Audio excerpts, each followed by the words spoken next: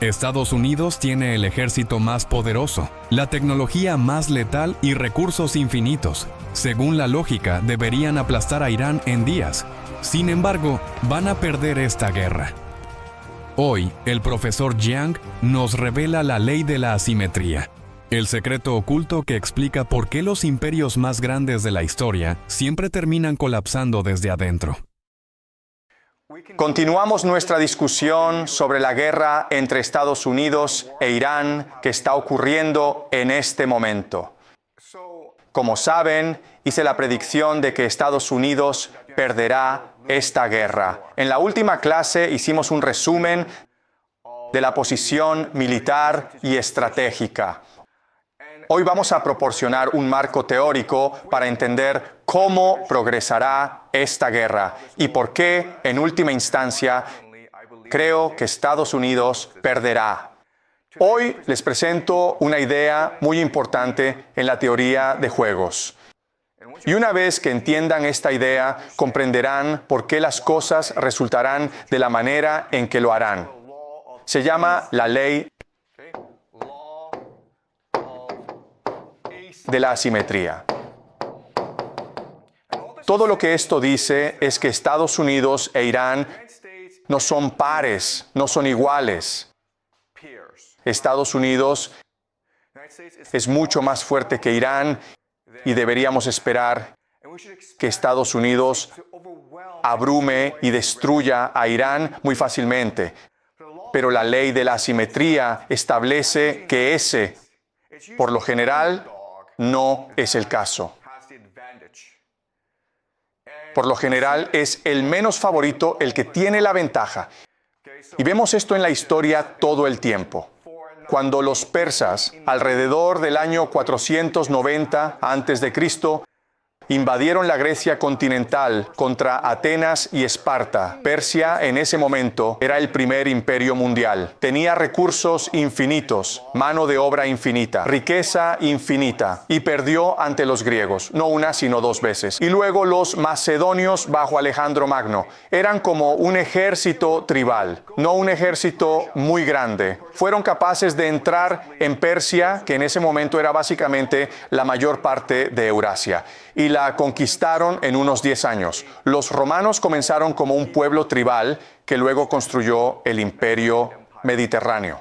Luego tienes a los aztecas, tienes a los vikingos. Esto sucede mucho en la historia humana. Un pueblo en las fronteras, una tribu, una pequeña etnia, son capaces de conquistar un gran imperio.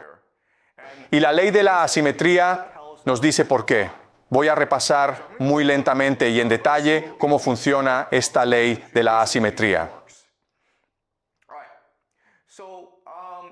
Veamos a un imperio. Hay tres ventajas principales para un imperio. La primera es la masa. Esto solo significa que tienen mucha gente, tienen casi una cantidad infinita de personas. Estados Unidos tiene una población de unos 350 millones de personas. Pero recuerden, Estados Unidos también puede recurrir a las poblaciones de sus aliados.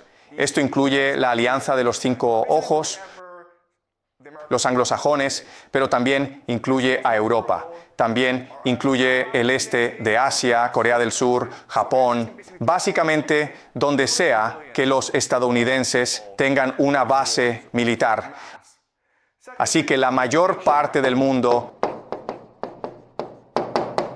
son aliados de Estados Unidos o vasallos de Estados Unidos. Por lo tanto, Estados Unidos puede recurrir básicamente a miles de millones de personas para sus guerras. Así que esa es la masa. La segunda es la idea de organización. Organización solo significa una jerarquía de burocracia, ciencia y tecnología, lo que conduce al armamento más avanzado. Piensen en Estados Unidos, en cómo libran esta guerra. Tienen satélites que proporcionan objetivos de precisión. Esa es la organización. La última gran fuerza del imperio es la falta de muerte o de consecuencias. La falta de muerte es la idea de que debido a que tu gente es infinita, porque tu organización es tan fuerte y porque tus recursos son tan vastos, puedes permitirte perder muchísimas guerras. No es gran cosa. Si Estados Unidos pierde esta guerra en Irán y quieren volver, pueden volver con aún más soldados y aún más armamento, porque su riqueza es infinita. Estas son las tres ventajas principales de un imperio. Y en teoría, debido a estas ventajas, un imperio debería ser invencible y eterno. Pero sabemos con certeza que todos los imperios caen. Y caen muy, muy duro. Y honestamente no duran mucho tiempo. Tal vez 280 años, tal vez 300 años para la mayoría de los imperios. Eso no es mucho tiempo. Así que necesitamos entender mejor qué está pasando. ¿Por qué un imperio con estos vastos recursos todos caen en 20 o 30 años?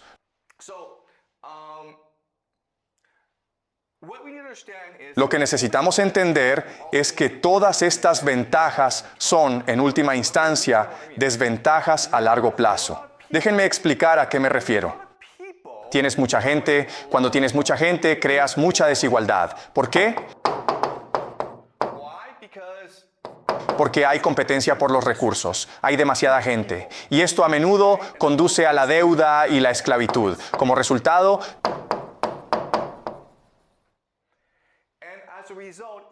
tu gente se vuelve complaciente, perezosa, indiferente. Compiten entre sí y realmente no les gusta el gobierno. Así que no están muy motivados para hacer nada, para trabajar o para librar guerras, pero especialmente para librar guerras.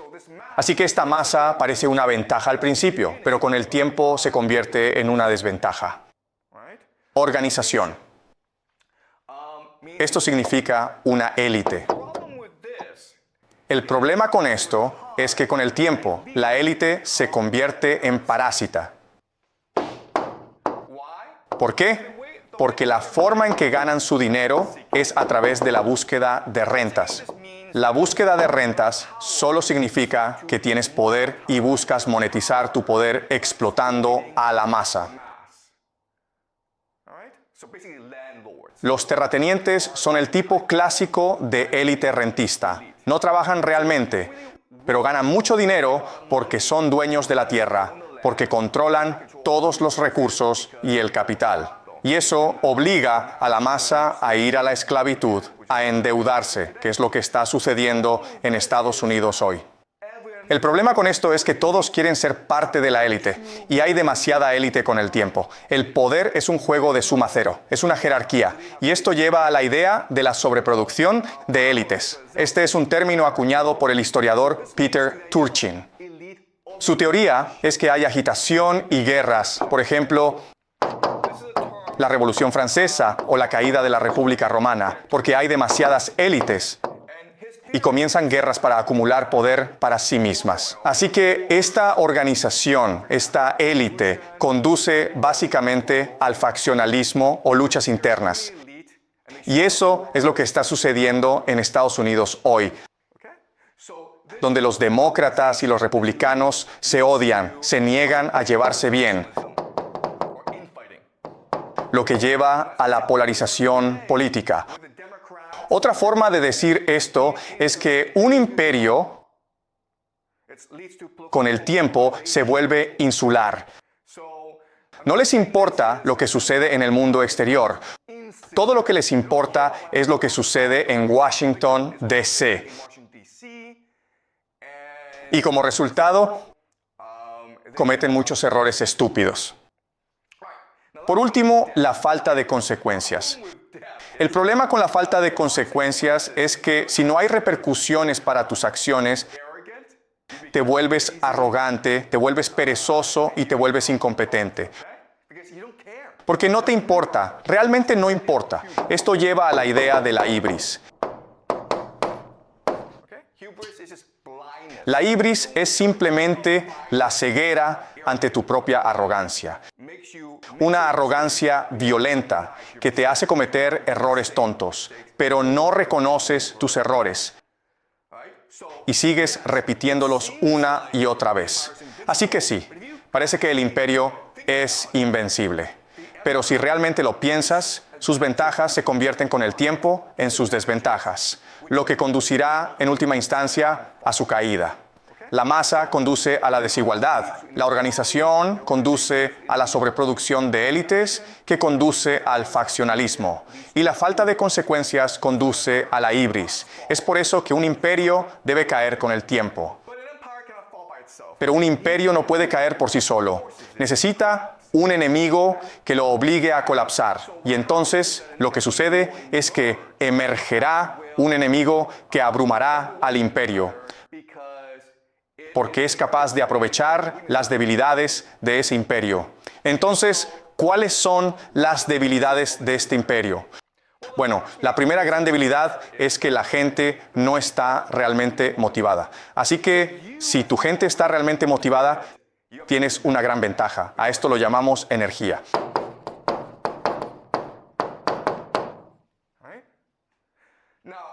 Ahora, como imperio, te vuelves insular. Te niegas a admitir tus errores, te niegas a aprender de los demás. Bueno, si estás dispuesto a admitir tus errores, si estás dispuesto a aprender, si estás dispuesto a promover a los mejores y más brillantes, si estás dispuesto a ser meritocrático, tienes una gran ventaja.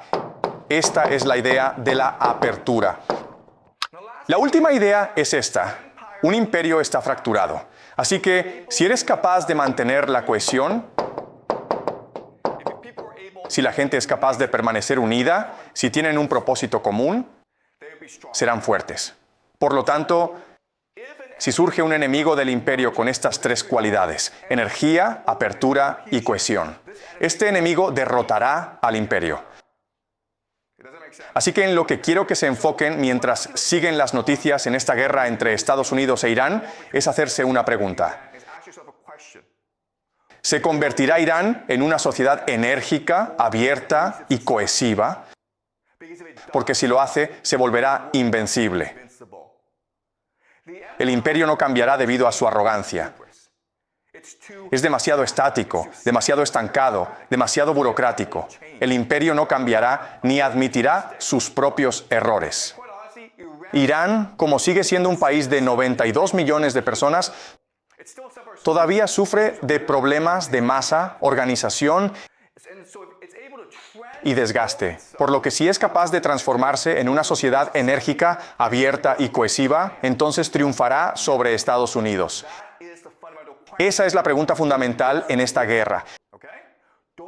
No se preocupen por Estados Unidos y su tecnología. No se preocupen por la economía. No se preocupen por estas cosas. Solo háganse una pregunta. ¿Se está transformando Irán como sociedad? ¿La gente se está motivando mucho más? ¿Las personas en Irán están aprendiendo de sus errores, innovando y volviéndose resilientes en el campo de batalla? ¿Los iraníes se mantienen unidos como pueblo? Porque si la respuesta es sí a estas tres preguntas, entonces Irán ganará y Estados Unidos perderá.